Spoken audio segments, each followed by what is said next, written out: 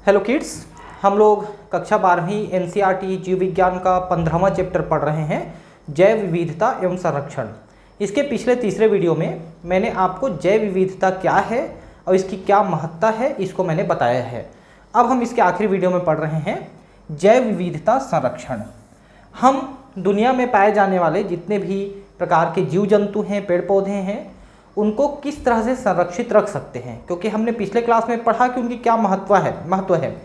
अगर वो नष्ट हो जाते हैं तो हमारे इकोसिस्टम का संचालन बिगड़ जाएगा, पूरे जीवमंडल का संचालन बिगड़ जाएगा और उससे न केवल मानव प्रभावित होगा बल्कि पूरा जीवमंडल प्रभावित होगा और इस पृथ्वी से जीवन के भी समाप्त होने के चांसेस हो जाएंगे।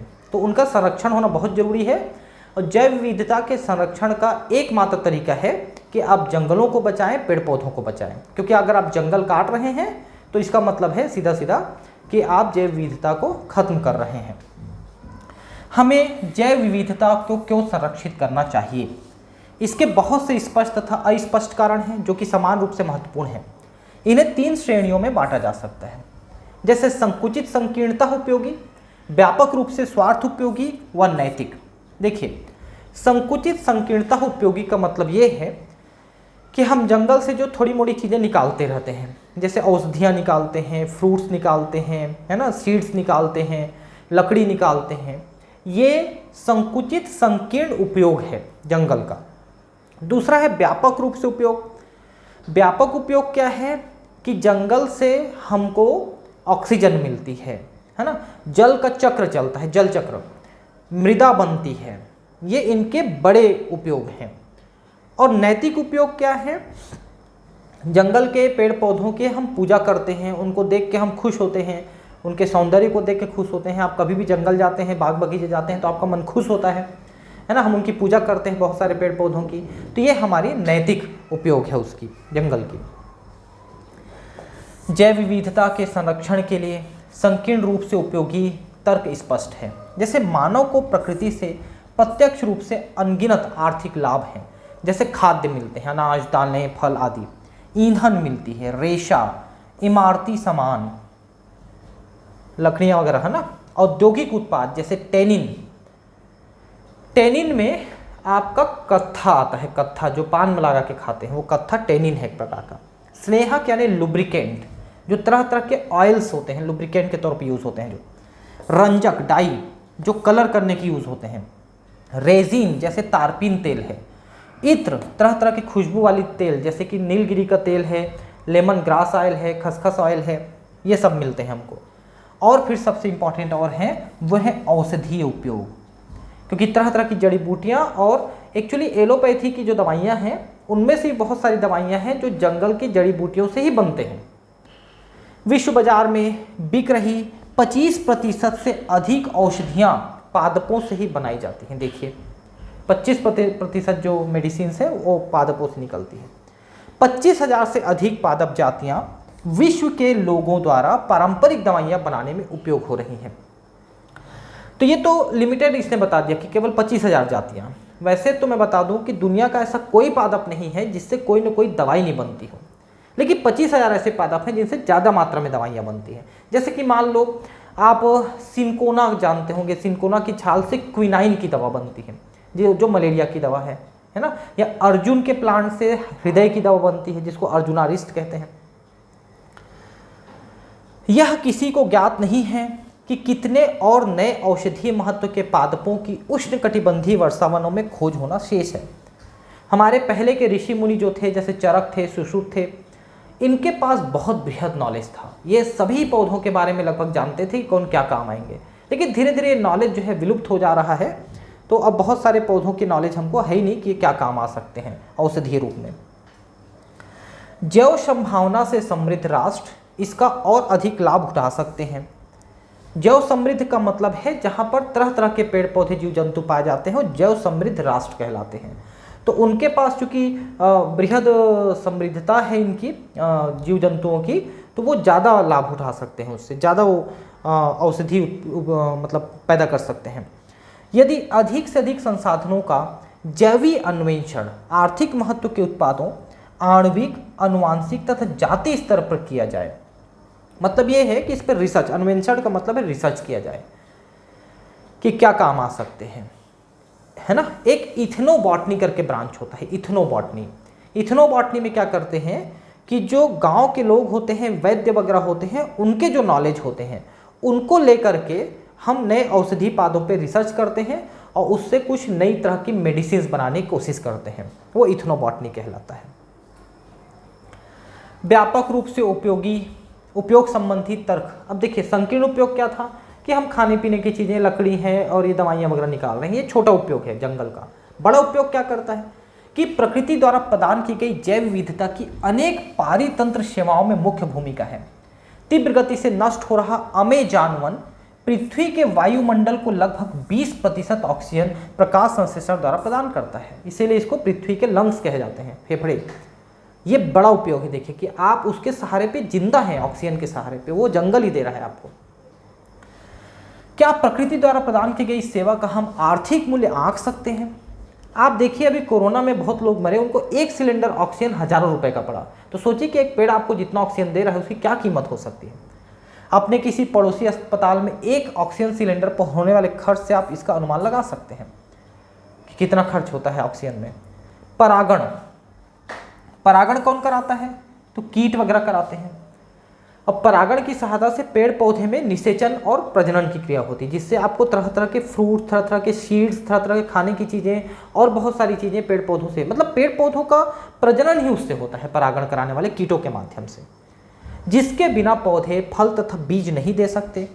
पारितंत्र की दूसरी ऐसी सेवा है परागण, जो पराग कारणों जैसे मधुमक्खियाँ, गुंजमक्षिका मतलब भौरे, है ना, पक्षी तथा चमगादड़ द्वारा की जाती है, क्योंकि पक्षी भी कुछ हद तक परागण का कार्य करते हैं, चमगादड़ भी करते हैं। जब वो रस पीने जाते हैं तो कुछ परागकण उनके शरीर में चिपक के दूसरे पुष्प में पहुंच जाते हैं।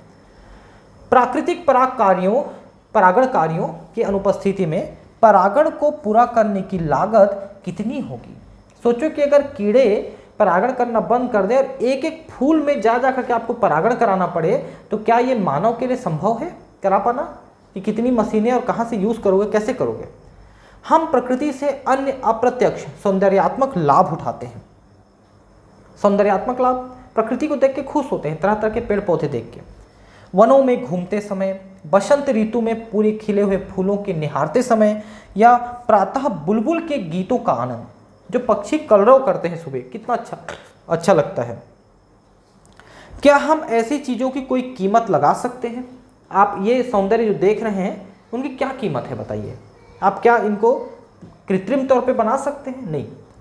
जैव विविधता संरक्षण के नैतिक तर्क का संबंध पृथ्वी ग्रह पर उपस्थित उन लाखों जंतु, पादप और सूक्ष्म जीवों जातियों से है जिनके साथ हम रहते हैं। दार्शनिक व आध्यात्मिक रूप से हमें यह समझने की आवश्यकता है कि प्रत्येक जाति का अपना नैज मूल्य, इंट्रिंसिक वैल्यू होती है, भले ही इसका हमारे लिए चालू या आर्थिक मूल्य ना हो। ठीक है, तो जितने भी जीव इस धरती पे रहते हैं, ये धरती उन जीवों का भी है, सिर्फ मानव का नहीं है।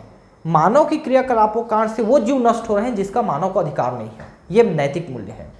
आप दूसरे जीवों को नष्ट करने का कारण नहीं बन सकते।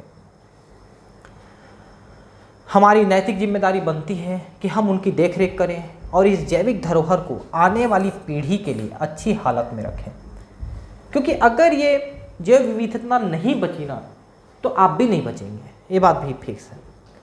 जैव विविधता को हम कैसे संरक्षित करें? तो अधिक से अधिक पेड़ लगाइए, अधिक से अधिक जंगल लगाइए और जंगल को काटने से बचाइए, बस यही दो तरीके हैं। जब हम संपूर्ण पारितंत्र को सुरक्षित तथा संरक्षित करते हैं, तब इसकी जैव विविधता के सभी स्तर भी संरक्षित तथा सुरक्षित हो जाते हैं। पारितंत्र को सुरक्षित रखना है। एक बाघ को सुरक्षित रखने के लिए सारे जंगल को सुरक्षित रखना पड़ेगा, तब बाघ सुरक्षित रहेंगे। इसे स्वस्थाने, इन सीटू संरक्षण कहते हैं। देखो, संरक्षण दो प्रकार का होता है, इन सीटू और इन विट्रो। इन सीटू का मतलब होता है जहां पर जो प्राकृतिक तौर पे पाया जाता है वहीं पर उसको सुरक्षित रखा जाए या वहीं पर कोई काम किया जाए। जैसे जंगल है तो जंगल को सुरक्षित रखें तो वो इन सीटू हो जाएगा। और इन विट्रो का मतलब है उस जगह से निकाल के हम उसको दूसरे जगह शिफ्ट करें। जैसे कि मान लो हम कोई चिड़ियाघर बना देते हैं, जू बना देते हैं और जानवरों को लाकर के उस चिड़ियाघर में रखते हैं, तो फिर वो एक प्रकार से इन विट्रो संरक्षण हो जाएगा। ठीक है, तो स्वस्थाने, स्व मतलब अपने स्थान में संरक्षित करना, स्वस्थाने। जब कभी किसी जीव को विलोपन के संकट से, वे जीव जिनके निकट भविष्य में वन से विलुप्त होने का बहुत अधिक संकट है, को बचाने के लिए त्वरित सहायता की आवश्यकता होती है, तब स्थिति को हम बाह्य स्थाने एक्स सिटू संरक्षण कहते हैं। दूसरे स्थान पे, बाह्य मतलब दूसरे स्थान पे जाकर के इसको संरक्षित करना। तो पहला है स्वस्थाने इन सिटू संरक्षण, अपने स्थान पे संरक्षण। जंगल को बचाना, उसके लिए हम नेशनल पार्क बना देते हैं उसको, या उसको अभ्यारण्य बना देते हैं, या उसको हॉटस्पॉट घोषित कर देते हैं, है ना। तो इस तरह से हम जंगल को ही बचाने की कोशिश करते हैं ताकि उसके जीव जंतु अपने प्राकृतिक स्थल पे बचे रहें। आजकल आप लोग सुनते होंगे, अगर आप थोड़े से गांव देहात में होते होंगे या सुने होंगे, कि आजकल हाथियों का बहुत प्रकोप रहता है।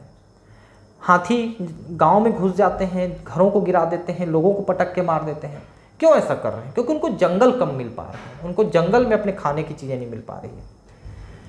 विकास तथा संरक्षण के बीच टकराव का सामना करते हुए भी बहुत से देश अपनी सारी जैविक संपदा के संरक्षण को अस्वाभाविक और आर्थिक रूप से व्यवहारिक नहीं समझते। मतलब ये है कि देश जो हैं जैविक संरक्षण को ज़्यादा महत्व मतलब देने की कोशिश भी नहीं कर रहे हैं। मतलब कोशिश करते हैं लेकिन देते नहीं हैं।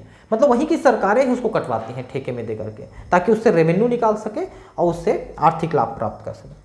जितने संरक्षण के साधन उपलब्ध हैं उनमें सभी विलोपन से बचाने के लिए जितनी जातियां हैं उनको बचाना दूर की बात है। भूमंडलीय स्तर पर इस समस्या की ओर कुछ श्रेष्ठ संरक्षणविदों ने ध्यान आकर्षित किया है। उन्होंने अधिकतम सुरक्षा के लिए कुछ जैव विविधता हॉटस्पॉट पहचाने हैं। हॉटस्पॉट जहां पर विशेष प्रकार के जीव जंतु पाए जाते हैं जो दुनिया में और कहीं नहीं पाए जाते, वो वहां पर पाए जाते हैं, उनको हॉटस्पॉट कहते हैं। जैव विविधता हॉटस्पॉट वे क्षेत्र होते हैं जहां पर जाति समृद्धि बहुत अधिक है और उच्च स्थानिकता एंडेमिज्म होती है। उच्च स्थानिकता का ये मतलब है कि वहां पर जो जीव जंतु होते हैं उनमें से अधिकांश जीव जंतु किसी और जगह पे, किसी और देश के स्थान पे और किसी देश में वो नहीं पाए जाते हैं, तो वो एंडेमिक स्पीसीज कहलाते हैं। ये जातियां अन्य स्थानों पर नहीं होती हैं। सर्वप्रथम 25 जैव विविधता हॉटस्पॉट चिन्हित किए गए थे। तत्पश्चात इस सूची में 9 हॉटस्पॉट और सम्मिलित किए गए हैं।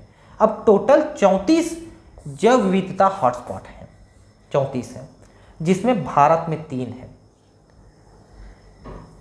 ये हॉटस्पॉट त्वरित आवासीय क्षति के क्षेत्र में भी हैं। इनमें से 3 हॉटस्पॉट पश्चिमी घाट और श्रीलंका, ये एक हुआ। इंडो वर्मन और हिमालय 2 हुआ, और एक तीसरा है सुंदरबन, सुंदरबन नहीं, सुंदरबन, ये तीसरा है जो हमारे देश में है। यद्यपि जैव विविधता के सारे हॉटस्पॉट आपस में मिलकर संसार का 2% से भी कम है, परंतु इन क्षेत्रों में आवासित जातियों की संख्या अत्यधिक है और हॉटस्पॉट की विशेष सुरक्षा द्वारा विलोपन की दर 30% तक कम किया जा सकता है। अगर हॉटस्पॉट को ही हम बचा लें तो जितने जंतु और पादप विलुप्त हो रहे हैं उनमें से 30% बच जाएंगे, कम से कम बच जाएंगे, इसका ये मतलब है। भारत में पारिस्थितिकता अद्वितीय और जैव विविधता समृद्ध क्षेत्रों को राष्ट्रीय उद्यानों, वन जीव अभयारण्यों, जीवमंडल आरक्षितों, बायोस्फीयर रिजर्व्स के रूप में कानूनी सुरक्षा प्रदान की गई है। देखिए जैसे मैंने बताया ना, राष्ट्रीय उद्यान, जैसे भारत में 105 राष्ट्रीय उद्यान है। वन जीव अभयारण्य जिसको सेंचुरी कहते हैं, जो करीब 600 के आसपास है। जीवमंडल आरक्षित जिसको बायोस्फीयर रिजर्व्स कहते हैं, ये भी भारत में काफ़ी संख्या में है। ये सभी जंगल हैं भाई। जंगलों को, बड़े बड़े जंगलों को सुरक्षित रखने के लिए उनको ऐसे नाम दे दिए जाते हैं जहाँ पर भी मानवीय क्रियाएं कम कर दी जाती हैं। अब भारत में यहाँ पर 14 जीवमंडल संरक्षित क्षेत्र है लिख रहा है, जबकि इनकी संख्या हो गई है 18, बायोस्फीयर रिजर्व्स 18 हो गई है। 90 राष्ट्रीय उद्यान लिख रहा है जिसकी संख्या अब 105 हो गई है, और 448 लिख रहा है वन जीव अभयारण्य जो कि अब 594 हो गई है। ठीक है, तो इनकी संख्या अब थोड़ा सा बढ़ गई है, लेकिन आपको वही ध्यान रखना है जो एनसीईआरटी में दिया है। भारत में सांस्कृतिक और धार्मिक परंपरा का इतिहास जो प्रकृति की रक्षा करने पर जोर देती है। बहुत सी संस्कृतियों में वनों के लिए अलग भूभाग छोड़े जाने थे और उनमें सभी पौधों तथा वन्य जीवों की पूजा की जाती थी। इस तरह के पवित्र उपवन या आश्रय मेघालय की खासी तथा जयंतिया पहाड़ी, राजस्थान की अरावली, कर्नाटक तथा महाराष्ट्र के पश्चिमी घाट व मध्य प्रदेश की सरगुजा जो अब छत्तीसगढ़ में है, चंदा व बस्तर ये भी छत्तीसगढ़ में है। ये ऐसी जगह हैं जिनको अपन सैक्रेड ग्रूव्स कहते हैं, पूजा स्थल, सैक्रेड ग्रूव्स। मतलब इनमें क्या होते हैं कि कुछ एरिया के जो पेड़ पौधे हैं और एरिया है उनको हम पूजा के लिए घोषित कर देते हैं ताकि उसमें लोग ना जाएं, और जाएं भी तो पेड़ पौधे ना काटें, नुकसान ना करें, बल्कि और पेड़ पौधे लगाएं। तो उनमें से ये नाम दिया है, जो यहाँ पर नाम दिया है। मेघालय के पवित्र उपवन बहुत सी दुर्लभ और संकटोत्पन्न पादपों की अंतिम शरण स्थली है। मेघालय बहुत पानी गिरता है ना वहाँ, इसलिए मेघालय है। यहाँ बहुत सारे ऐसे पवित्र उपवन हैं जिनको अपन सैक्रेड ग्रूव्स कहते हैं, और यहाँ पर पादप जो है कई दुर्लभ प्रजाति वहाँ पर पाए जाते हैं जो अब लगभग नष्ट होने के कगार पे हैं, लेकिन वहाँ पर वो बचे हुए हैं। ठीक है। अब दूसरा है बाह्य स्थाने या एक्स सिटू संरक्षण। जब हम जीव जंतु पेड़ पौधे को उनके प्राकृतिक स्थल से निकाल के कृत्रिम स्थलों पे, बाग बगीचों में जाके, जूस वगैरह में, चिड़ियाघर में रखते हैं तो उसे हम कहते हैं बाह्य स्थाने। इस संरक्षण में संकटोत्पन्न पादपों और जंतुओं को उनके प्राकृतिक आवास से अलग एक विशेष स्थान पर उनकी अच्छी देखभाल करने के लिए रखी जाती है और सावधानी पूर्वक संरक्षित किया जाता है, वहाँ उनका इलाज वगैरह भी किया जाता है। जंतु उद्यान जिसको अपन जू कहते हैं, वनस्पति उद्यान तथा वन्य जीव सफारी पार्कों का यही उद्देश्य है। एक सफारी पार्क छत्तीसगढ़ के रायपुर में बनाया गया है नया, पिछले कुछ सालों में, 10 एक साल में। ऐसे बहुत से जंतु हैं जो कि वनों में विलुप्त हो गए हैं लेकिन जंतु उद्यानों में सुरक्षित हैं। आजकल संकटोत्पन्न जातियों को परिबद्ध घेरे में रखने के बजाय बाह्य स्थानीय संरक्षण दिया जाता है। अब संकटग्रस्त जातियों के युग्मकों, गैमीट को जीवित व जन्मक्षम स्थिति में निम्न ताप परिरक्षण, क्रायोजेनिक प्रिजर्वेशन तकनीकों के द्वारा लंबे समय तक परिरक्षित किया जा सकता है। अंडों को इन विट्रो निषेचित किया जा सकता है और पादपों का उत्की संवर्धन विधि द्वारा प्रवर्धन किया जा सकता है। तो जो जीव जंतु कम संख्या में बचे हैं ना, उनके अंडाणु शुक्राणुओं को निकाल करके संरक्षित किया जाता है। जरूरत पड़ने पर उनका इन विट्रो फर्टिलाइजेशन करते हैं, IVF, फिर उनको उनके गर्भाशय में डाला जाता है और उनसे नए बच्चे पैदा करते हैं ताकि वो जल्दी ग्रो कर सकें, और पादपों में भी उत्तक संवर्धन द्वारा नए पादप पैदा किए जा सकते हैं। व्यापारिक महत्व के पौधों के विभिन्न अनुवांशिक प्रभेदों के बीज लंबे समय तक बीज बैंक में रखे जा सकते हैं। तो पौधों के बीज भी आप बीज बैंक में सुरक्षित रख सकते हो। जैव विविधता के लिए कोई राजनीतिक परिसीमा नहीं है।